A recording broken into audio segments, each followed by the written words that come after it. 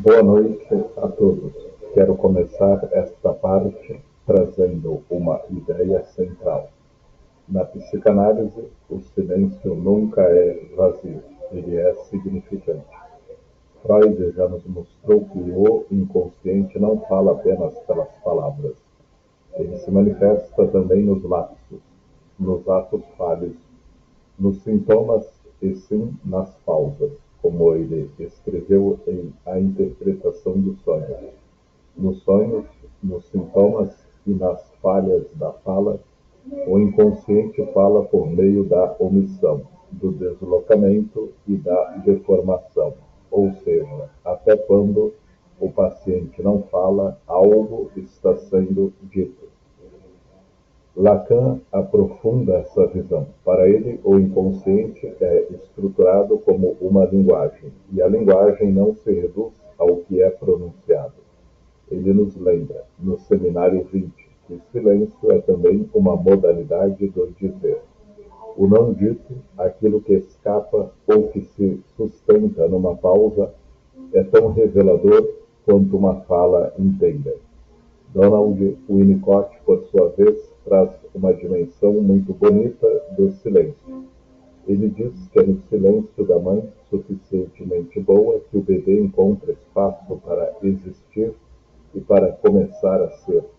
No setting analítico, esse mesmo silêncio pode se repetir, um espaço que não invade, mas que acolhe.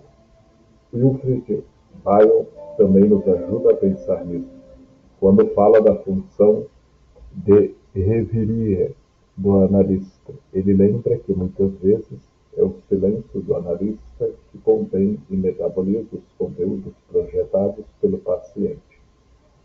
Ele chega a dizer: a capacidade de permanecer em silêncio, sem memória e sem desejo, abre espaço para que o pensamento do paciente surja. Já André Green fala de um outro aspecto, o silêncio como expressão do negativo. Para ele, o silêncio não é nada. Ele é a presença de um vazio ativo, de um negativo que estrutura a experiência. Ou seja, o silêncio pode parecer ausência, mas é uma ausência carregada de presença. Pierre Fedida também trabalha o silêncio e diz algo muito importante. O silêncio do paciente é uma fala em potência, uma palavra adiada, que exige do analista uma escuta que não violente, mas que acolha. E entre os contemporâneos, Thomas Ogden reforça essa ideia do campo intersubjetivo. Ele escreve que o silêncio, na análise, é parte do campo criado pelo analista e pelo paciente. Ele pode ser vivido como presença, ausência, violência ou cuidado. Então vejam, para Freud, o silêncio revela o inconsciente. Para Lacan, ele é uma forma de dizer. Para Winnicott, é espaço de ser. Para Bion, é contenção. Para Green, é negativo fecundo. Para Fedida, é fala adiada. Para Ogden, é experiência intersubjetiva. O que todos esses autores do passado ao presente nos mostram é que o silêncio na análise não é vazio, mas uma presença carregada de sentido. A tarefa do analista é justamente escutar esse silêncio, sustentá-lo e permitir que dele possa nascer algo novo. O silêncio como resistência. Muitas vezes, quando pensamos no silêncio do paciente, a primeira associação que fazemos é a de resistência, e isso é muito verdadeiro. Há momentos em que o sujeito não fala não porque não tem nada a dizer, mas porque não pode ou não consegue dizer.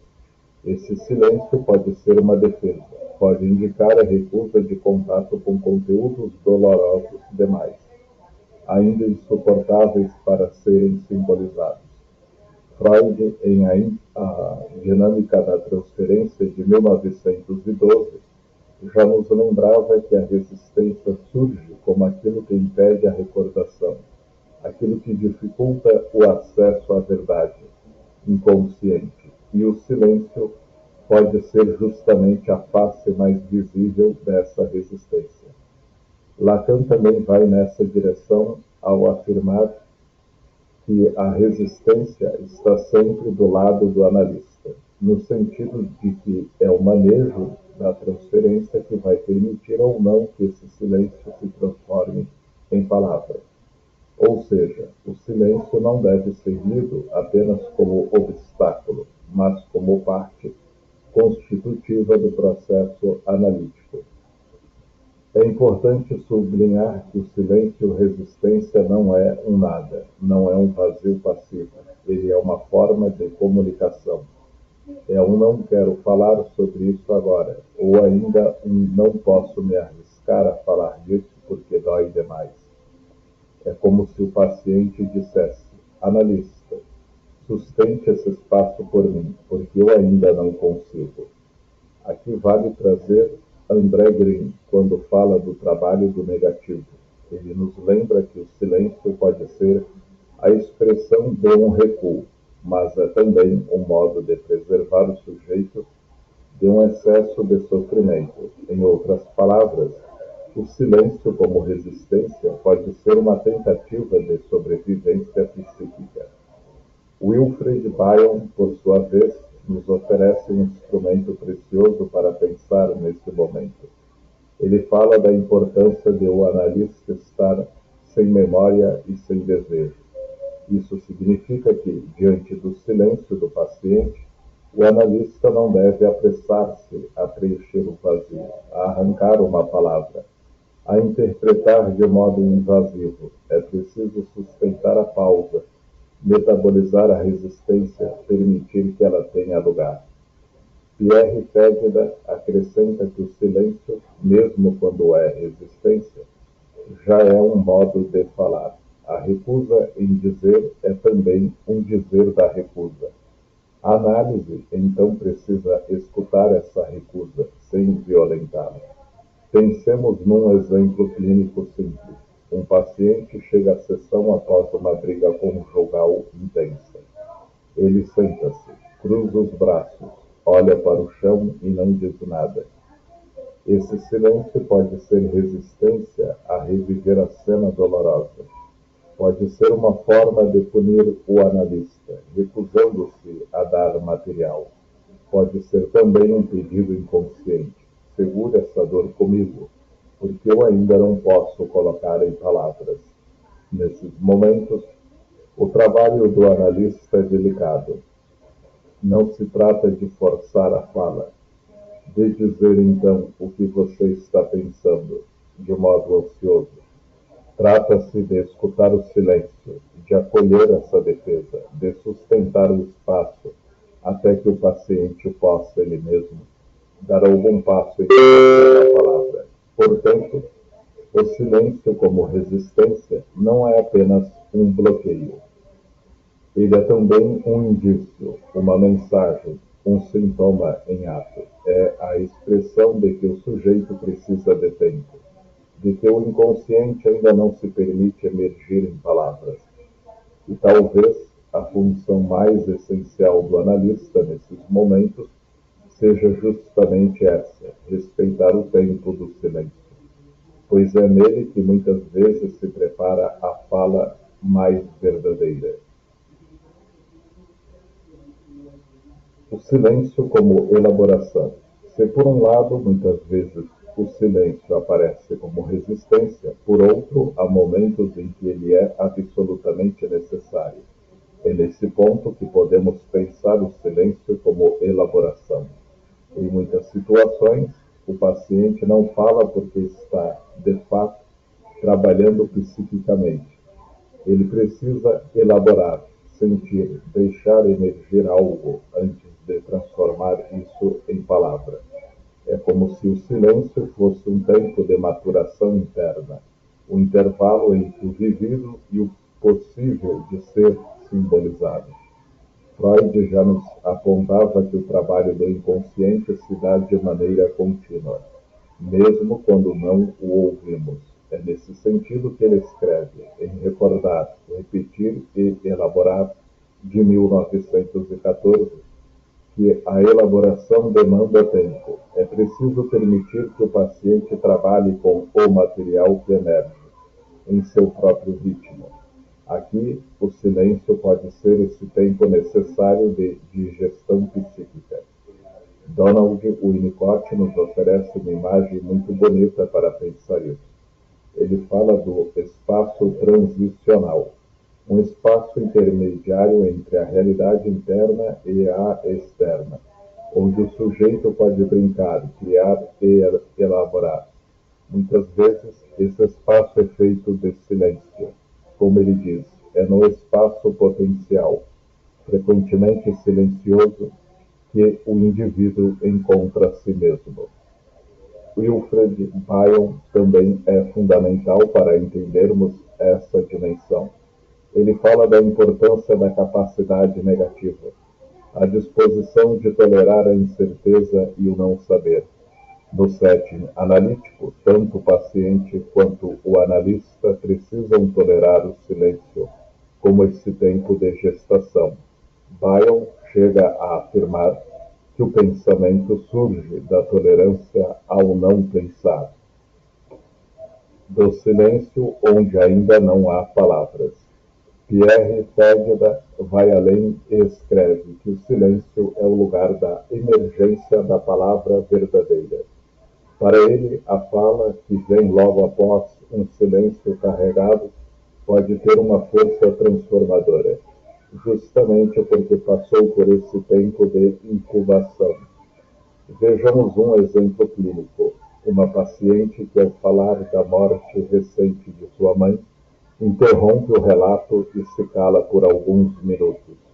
Nesse momento, o silêncio não é resistência, é dor que precisa ser sentida, é memória que precisa se organizar, é luto que exige tempo antes de ser narrado. Se o analista se apressasse em preencher esse espaço, talvez rompesse um processo interno que estava em curso. Outro exemplo, um paciente conta uma situação cotidiana, mas se cala subitamente, olhando para o vazio. Depois de um longo silêncio, volta a falar e diz: acho que agora percebi o quanto isso se parece com a minha infância. Veja, o silêncio funcionou como um momento de associação inconsciente, em que o material pôde se reorganizar. Thomas Ogden nos ajuda a pensar nisso quando diz que o silêncio faz parte do campo intersubjetivo. Ele escreve: o silêncio pode ser vivido como um tempo de gestação, em que algo está sendo preparado para nascer entre paciente e analista. Portanto, o silêncio como elaboração não deve ser confundido com vazio ou resistência. Ele é intervalo fértil. É pausa que prepara a fala. É tempo em que a verdade se organiza dentro do sujeito antes de ganhar forma na linguagem. E o papel do analista aqui é, essencialmente, o de sustentar esse tempo. Não se trata de forçar a palavra, mas de oferecer um enquadro em que o silêncio possa ser vivido sem angústia. É no respeito a esse intervalo que muitas vezes a fala mais autêntica e transformadora pode surgir. O silêncio do analista. Quando falamos do silêncio na psicanálise, não podemos esquecer de uma dimensão fundamental: o silêncio do próprio analista. A escuta psicanalítica não se limita às palavras que o paciente traz. Ela também se constrói a partir das pausas, da suspensão de um comentário, do não preenchimento imediato do vazio. E é justamente nesses intervalos que muitas vezes o paciente encontra espaço para se escutar e se deparar com seu próprio desejo. Freud, já em suas primeiras formulações técnicas, chamava a atenção para a importância de o analista evitar a sugestão e a pressa interpretativa. Em Conselhos ao Médico sobre o Tratamento Psicanalítico, de 1912, ele escreve: o médico deve ser opaco ao paciente, como a superfície de um espelho que nada mostra além do que lhe é mostrado. Esse ideal de opacidade implica, em muitos momentos, em silenciar, em não preencher o espaço com o desejo do analista. Lacan, como sabemos, radicaliza essa posição. Para ele, o analista não é aquele que fala por saber, mas aquele que ocupa o lugar do sujeito suposto saber. É nesse contexto que sua famosa frase ressoa: o analista só se autoriza por si mesmo e por alguns outros. Esse autorizar-se inclui o manejo do silêncio. O analista não precisa preencher cada lacuna. Pelo contrário, ao sustentar a falta, abre espaço para que o sujeito se confronte com a sua própria verdade. Donald Winnicott também nos ajuda a pensar o silêncio do analista. Para ele, o terapeuta deve ser capaz de estar presente, mesmo em silêncio. Ele escreve: é apenas quando alguém está em silêncio que o paciente pode se sentir livre para falar. Ou seja, o silêncio do analista não é ausência, é presença silenciosa, continente e acolhedora. Wilfred Bion, por sua vez, descreve o estado clínico ideal do analista como aquele que se mantém sem memória e sem desejo. Isso significa ser capaz de escutar sem antecipar, sem dirigir, sem impor. Muitas vezes, esse estado se traduz justamente em um silêncio atento. Um silêncio que permite que o material inconsciente surja espontaneamente. Pierre Fedida, ao refletir sobre a clínica do silêncio, escreve que o silêncio do analista pode ser interpretado pelo paciente como abandono, mas também como uma forma radical de escuta. E por isso o manejo é tão delicado. É preciso que o silêncio do analista seja sentido como presença e não como retraimento ou desinteresse. Podemos pensar num exemplo clínico. Um paciente narra uma lembrança dolorosa da infância e, ao final, olha para o analista, esperando talvez uma resposta imediata. Se o analista se apressa a interpretar, corre o risco de fechar uma elaboração que ainda está em curso. Mas, se o analista se permite uma pausa, um silêncio sustentado pode oferecer ao paciente o tempo de se ouvir no que acabou de dizer. Muitas vezes é nesse espaço que surgem associações inesperadas ou uma emoção mais profunda. Thomas Ogden traz uma formulação interessante nesse ponto. Ele diz que o silêncio do analista não é ausência de comunicação, mas parte integrante do campo analítico compartilhado. Em outras palavras, quando o analista silencia, está dizendo algo, está criando um espaço intersubjetivo em que o paciente pode por si mesmo elaborar. Portanto, o silêncio do analista não é vazio nem indiferença. Ele é uma técnica, um manejo, um gesto clínico. Pode ser continente, pode ser provocador, pode ser até mesmo interpretativo. O fundamental é que ele não seja um silêncio morto, mas um silêncio vivo, habitado pela escuta. E é justamente esse silêncio denso de presença que abre caminho para que o paciente se encontre com aquilo que mais teme e, ao mesmo tempo, mais deseja, a sua própria verdade. O não dito na clínica. Muitas vezes, o que não é falado fala mais alto do que as palavras pronunciadas. Na análise, não escutamos apenas o discurso explícito do paciente. Escutamos também aquilo que insiste em permanecer fora do discurso. Um gesto, um tom de voz, uma respiração alterada, um olhar que se desvia no momento exato em que uma lembrança dolorosa poderia emergir. O choro contido, por exemplo, pode revelar muito mais do que uma frase inteira.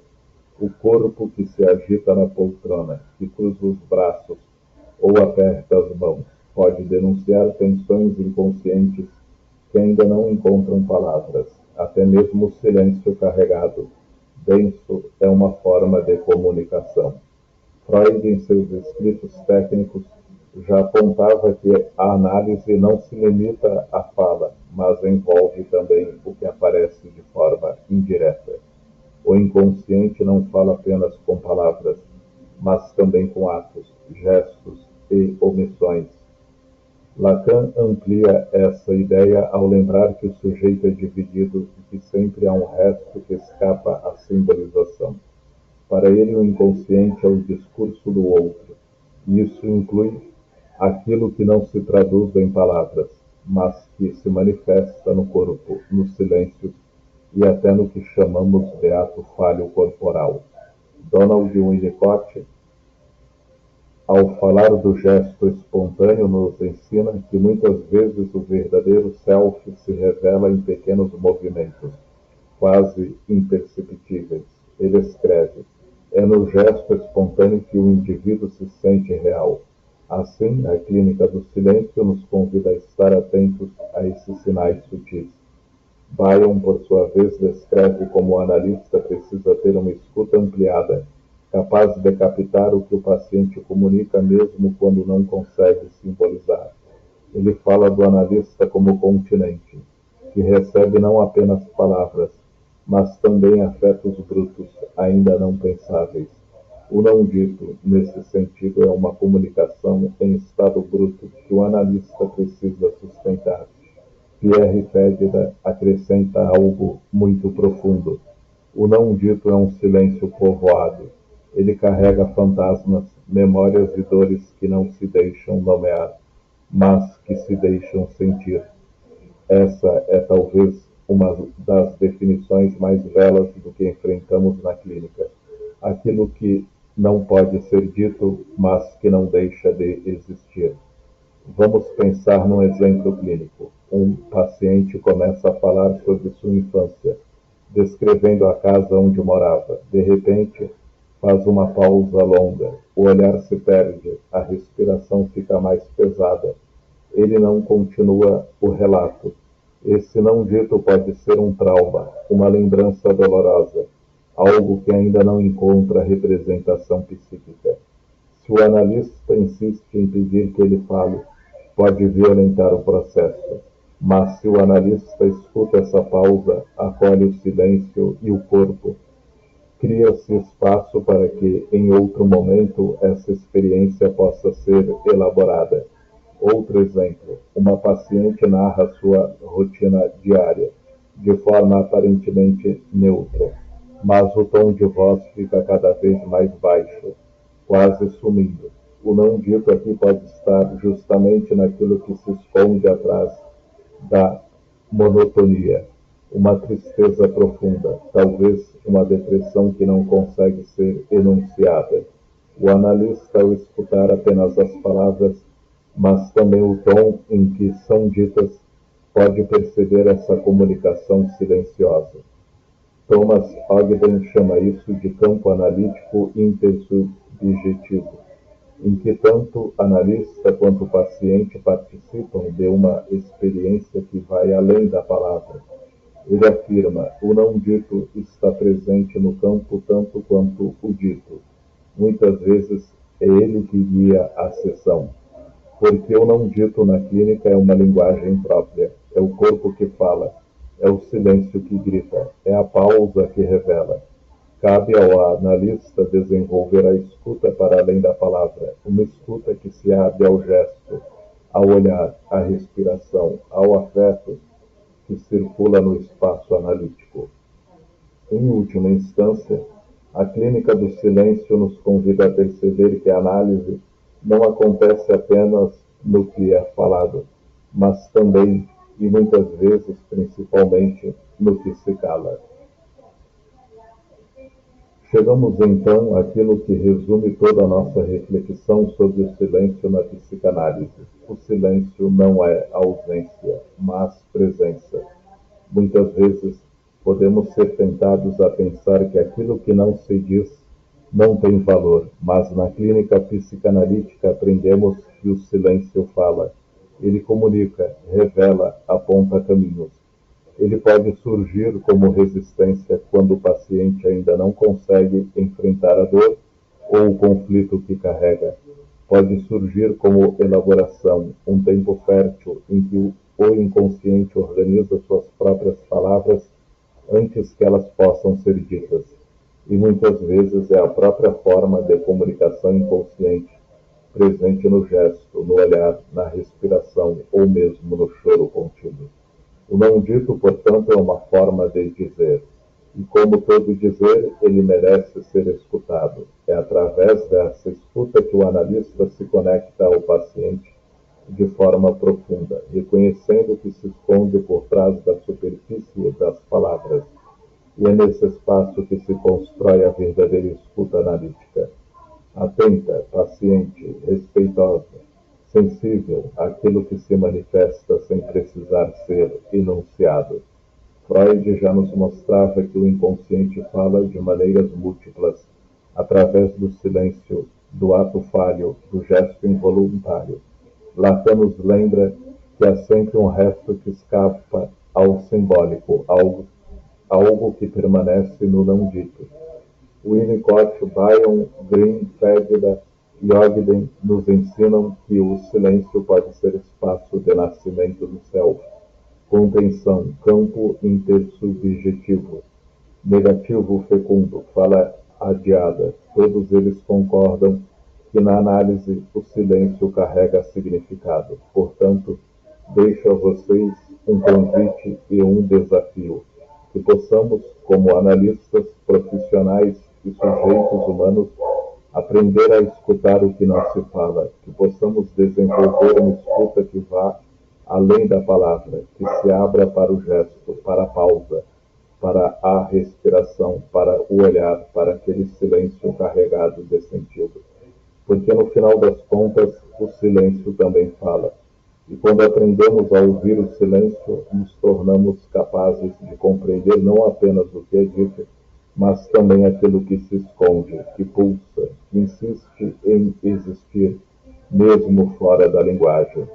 Que cada silêncio em nossas sessões, cada pausa, cada não dito, seja visto não como vazio ou obstáculo, mas como presença viva, cheia de significado, capaz de transformar a experiência analítica e revelar aquilo que as palavras ainda não podem expressar.